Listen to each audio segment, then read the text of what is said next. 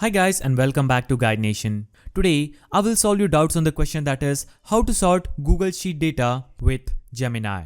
So I'm going to give you a clear answer that Google Sheets Gemini integration currently doesn't have a built-in function for directly storing data. However, there's one workaround that you can try. While Gemini can directly sort, it can help you understand your data for manual sorting. Use the Help Me Organize prompt in the Insert menu. Go to the prompt box and type in Help me sort this Google Sheet data.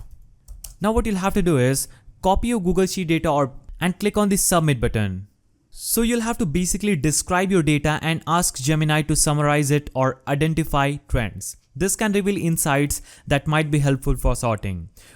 Remember, while Gemini can directly sort data, it can be a valuable tool for understanding and analyzing your data, which can make manual sorting more efficient.